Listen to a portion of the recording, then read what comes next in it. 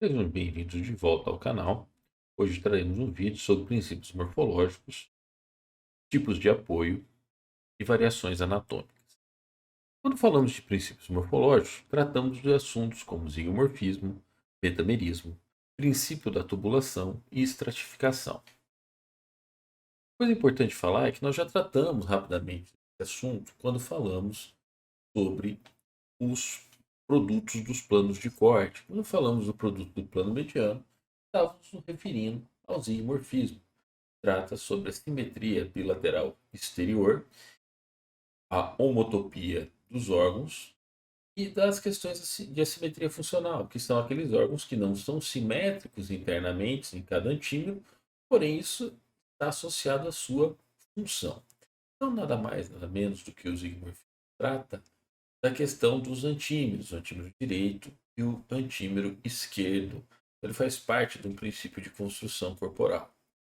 A metameria trata dos metâmeros, que são os produtos dos planos transversais. Ele faz nada mais do que a homologia seriada do corpo do animal, ou a construção numa série de fatias, como a gente gosta de exemplificar, em sentido longitudinal. O princípio da tubulação ele é baseado no desenvolvimento embrionário, onde você tem a formação de um tubo dorsal, que é o tubo neural, e um tubo ventral, que é o tubo visceral. E a partir daí, o tubo neural dá origem ao paquímero neural e o tubo visceral, que é ventral, dá origem ao paquímero visceral. Vejam, essa divisão tubular se dá pelo posicionamento do plano horizontal. Ok? E normalmente, como nós falamos, é nada mais nada menos do que o plano de secção horizontal. A estratificação ela não se trata de um plano de corte, sim de um sistema de organização, seja tecidual, né, do órgão com os tecidos, ou do corpo com os órgãos. Estratigrafia é a interposição de camadas, ok? Se a gente pensa na estratificação da pele do animal do exterior para o interior, nós vamos ter a pele, a porção subcutânea, as camadas musculares, seja uma, duas, três, quantas forem, dependendo da região que você está avaliando. Na sequência, após os músculos, você pode ter a parte externa do osso e até a parte interna do osso. Se forem as cavidades corporais, a gente vai encontrar o revestimento dessa cavidade, seja pleura ou peritônio, dependendo da região estudada, e os órgãos no seu interior. Mas também podemos fazer a estratigrafia apenas de um órgão, como se pegarmos um fragmento de intestino, a gente vai ter a serosa, vamos ter a muscular externa, muscular interna, a muscular da mucosa, a submucosa, a mucosa e a luz do órgão. Então a estratigrafia são essas sequências de camadas. Esse conhecimento, tanto macro quanto microscópico, ele é relevante porque ele vai ter um impacto na atuação profissional para a gente saber o que tem entre. Além disso, nos princípios morfológicos, nós temos que tratar sobre homologia, que são estruturas idênticas que têm a mesma origem, a mesma localização, e a analogia, né? São estruturas que são diferentes, mas apresentam a mesma função. Então aqui a gente vê três asas, ok? A asa do morcego e da ave são homólogas, ok? Porque elas têm a mesma estrutura básica, ou seja, húmero, radiúna, carpo e falanges, variando em número de dedos apenas. Quando a gente faz a analogia com a asa do inseto, que não possui essas estruturas, porém tem a mesma função das asas das aves e dos morcegos. Então veja, são estruturas análogas, porque têm a mesma função, mas são diferentes. Por que a asa do morcego e da ave são homólogas? Elas têm a mesma estrutura e exercem a mesma função. Então esse conceito de homologia e analogia é importante e vai ser usado ao longo do entendimento anatômico. Outra coisa que nós temos que observar é uma variação que ocorre entre as espécies animais, que é o tipo de apoio, ou seja, como é a relação do animal com o solo, como ele interage com o solo. Estou tratando disso entre os mamíferos, ok? E a gente vai encontrar três tipos básicos de apoio, ou seja, da relação do membro ou da extremidade do membro pélvico com o solo. O primeiro que nós temos são os plantígrados, tá? Os plantígrados são aqueles indivíduos, aquelas espécies que interagem com todo o plano plantar, interage com o solo, ou seja, ossos do tarso, calcâneo, talos e demais ossos, metatarsos, falanges proximal, média e distal. A gente observa isso no humano, nos ursos, nos coelhos. Depois nós vamos ter os animais que são ditos digitígrados. Eles não interagem com a planta toda. Eles interagem no solo apenas com os dígitos. Quem são os dígitos? As falanges proximal, média e distal. Depois nós temos os unlígrados ou ungulados, tá? Vocês vão achar as duas denominações. Que são os animais que interagem apenas com a úngula, ou seja, com o casco. Dentro dos unlígrados existem dois grupos, os artiodáctilos e os perissodáctilos. O que diferencia um artiodáctilo de um perissodáctilo? O perissodáctilo tem dedos em números ímpares interagindo com o solo. E os artiodáctilos, números pares. Então, os suínos e os bovinos apoiam dois dedos no solo. Então, eles são artiodáctilos. O equino apoia apenas um. Então, ele é um perissodáctilo. Ok? Vamos ver um pouco mais sobre isso. Vejam aqui os perissodáctilos com três dedos. Nós temos o exemplo do rinoceronte e do cavalo. Okay? E dos artiodáctilos nós temos o exemplo dos animais com dedos pares. No caso, os hipopótamos com 4 dedos e os suínos com 2. Okay? Essa diferenciação ela é importante, mas mais importante mesmo é lembrarmos que ambos são ungulígrados ou ungulados, como preferirem, e esses apoiam exclusivamente a falange distal no solo. Na verdade, não chega nem a ser ela, é ela revestida pela úngula, que é o casco. Então vamos observar aqui com muita atenção a similaridade desses ossos que se apoiam e o que acontece com a mudança do tipo de apoio. Percebam que no plantígrado, que é o que está mais à direita, nós temos todos os ossos da planta, da região plantar, que são quem? Os ossos do tarso, que estão em verde, junto com o metatarso, também em verde, as falanges proximal, média e distal, e aí a gente tem exemplo na distal em branco, e em alguns animais ela vai ser onde vai se formar as garras, ok? No caso aqui de um urso e dos digitígrados. Nos digitígrados a gente observa que os metatarsos e o tarso estão elevados do solo, ok? E no caso dos ungulados está apenas a falange distal em contato com o solo. Nessa observação, fica claro que a partir da articulação do tarso vai ter origem o plano plantar, ok? E no plantígrado é tudo que está em contato com o solo, no digitígrado e no ungulado, não. E o membro torácico? O membro torácico seguirá o mesmo padrão a partir dos ossos do carpo. Porém, a classificação se dá a partir dos ossos do tarso, dos membros pélvicos, ok? Observem aqui. Olha o nosso plano plantar. Qual é a área correspondente? Vejam, todos têm a mesma base óssea. O que diferencia é que, por conta do tipo de apoio, alguns animais, no caso aqui os digitígrados e os ungulígrados, não tocam o solo como acontece nos plantígrados. E a face oposta a plantar é o nosso plano dorsal. Como que seria isso se fosse um membro torácico? Seria a partir da articulação do carpo.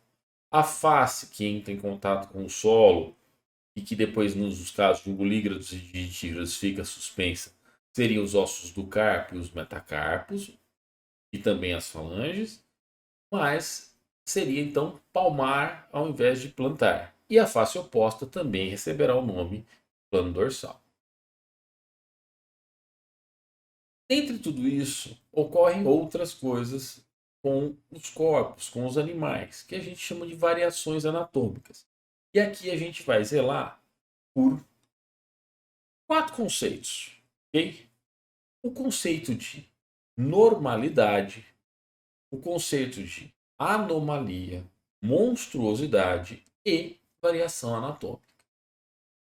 Por que a gente tem que zelar por esses conceitos? Porque são conceitos extremamente amplos, mas a partir desses conceitos, nós podemos mudar até a forma que nós enxergamos algumas coisas no nosso cotidiano. A normalidade, por critério funcional, é quando a gente tem estruturas que desempenham a mesma função. Por critério estatístico, é quem aparece em maior frequência. Por critério médico, é aquele que não sofre desvio na saúde. É um indivíduo rígido. Então, quando a gente tem que pensar isso? Se o indivíduo está rígido, ele está normal. Se ele é saudável, ele é normal. Okay? Se ele ocorre com maior frequência numa sociedade, certo? Se ele está fazendo a função dele, ele é considerado normal. Se ele não executa a função de maneira correta, ele deixa de ser normal. Vejam que são 3 conceitos distintos para normalidade.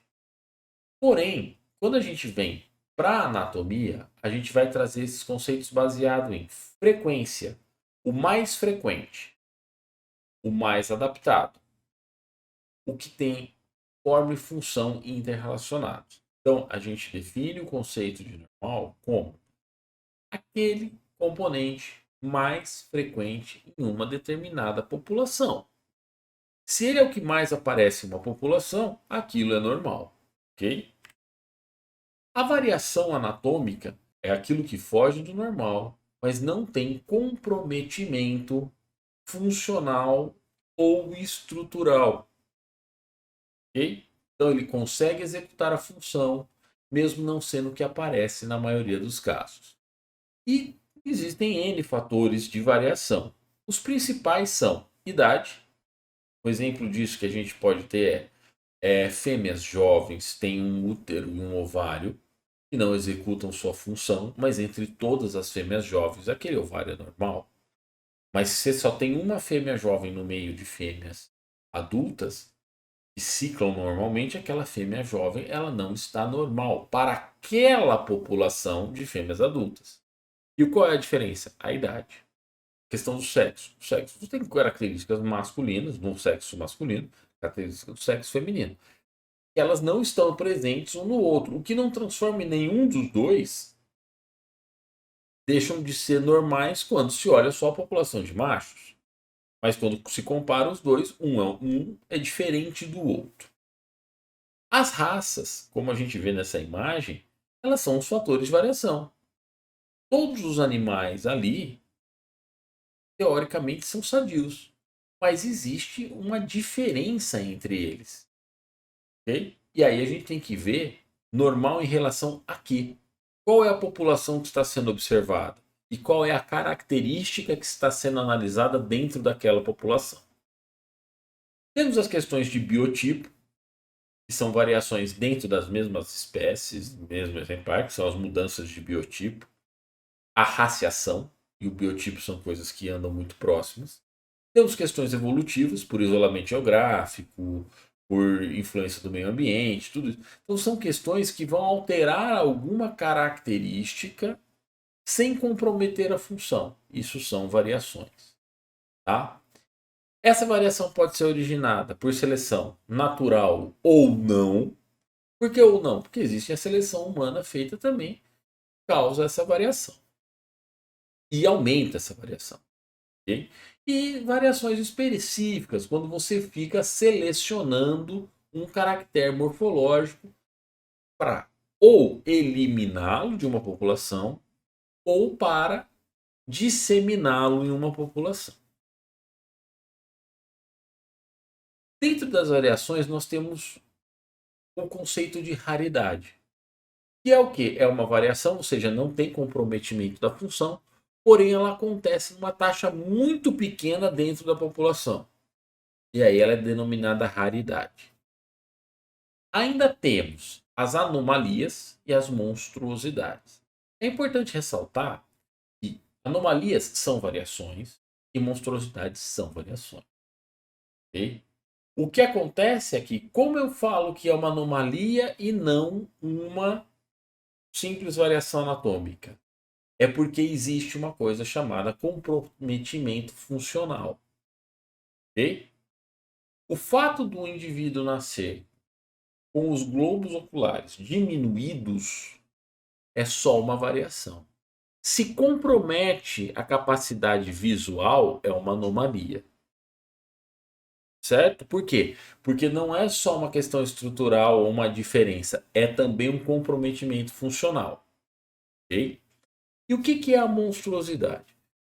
A definição clássica é que é uma anomalia incompatível com a vida. Ela compromete tanto a questão funcional que a vida não consegue se desenvolver normalmente. Mas eu gosto sempre de fazer um parênteses, porque quando a gente trata de biologia, nós não podemos ser radicais, nada é 100%. Existem casos de monstruosidade que conseguem ter uma sobrevida muito grande, ou até mesmo, como posso dizer, uma sobrevida quase que como se aquela má formação morfológica não existisse.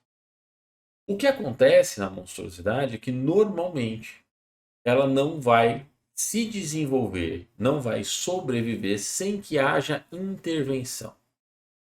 Okay? São alterações como, por exemplo,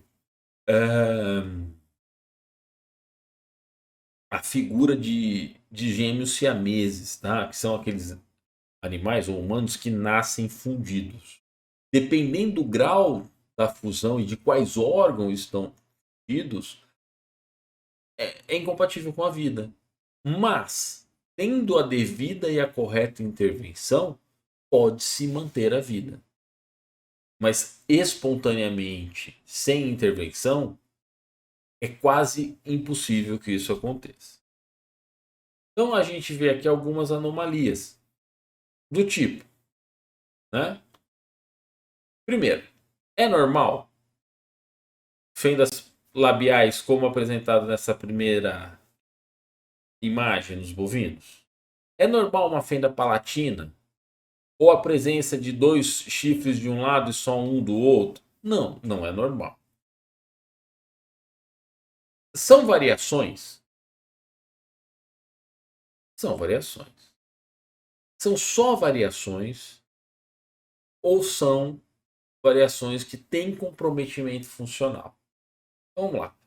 O lábio do bovino não ser completo compromete a capacidade de tração e preensão e tração do alimento. A gente sabe que o bovino, apesar de tracionar com a língua, o lábio ser bem rígido, mas compromete toda a estrutura de plano nasolabial.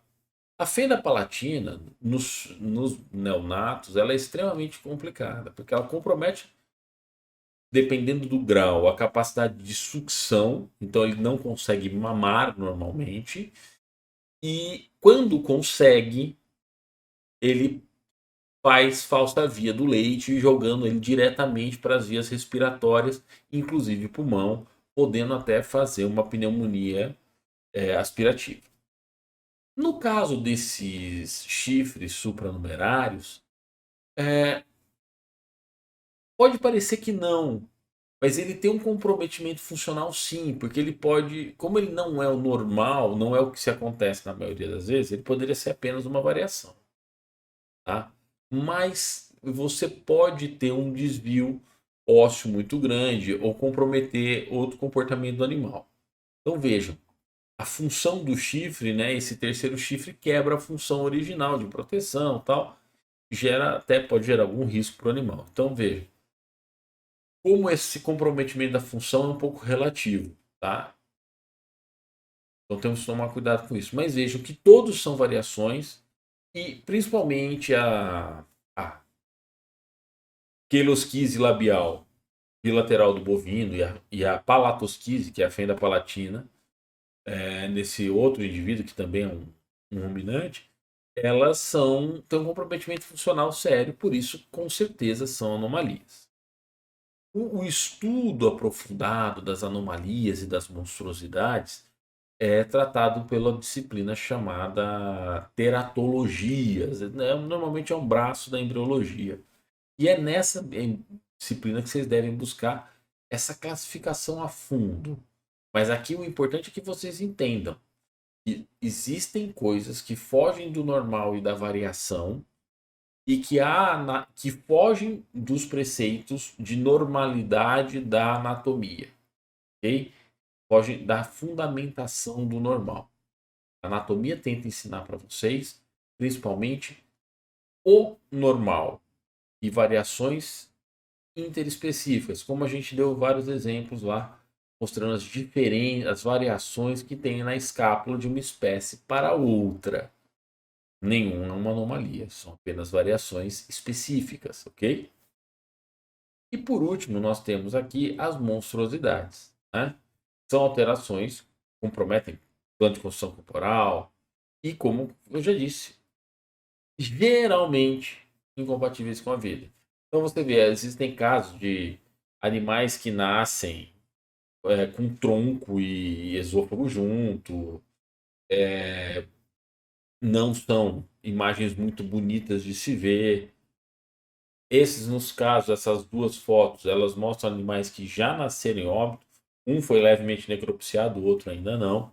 Então percebam o grau de mistura. Nós estamos nas duas imagens, nós temos um é um feto de duas cabeças, outros são dois animais fundidos pelo tronco e pelo abdômen. Então são coisas que talvez se ele nascesse com vida e tivesse intervenção poderia sobreviver. Mas para quê? Né? Então nós temos que tomar cuidado com isso. Normalmente essas coisas são classificadas como monstruosidades, são teratologias. Ok? Obrigado a todos por assistirem mais um vídeo. Em breve teremos mais vídeos sobre arqueologia, biologia e demais assuntos de interesse anatômico. Mais dúvidas? Deixem nos comentários, deem seu like e sigam o nosso canal. Por favor, o feedback de vocês é muito importante para a melhoria e crescimento dessa grande fonte de compartilhamento de informação que é o YouTube. Obrigado.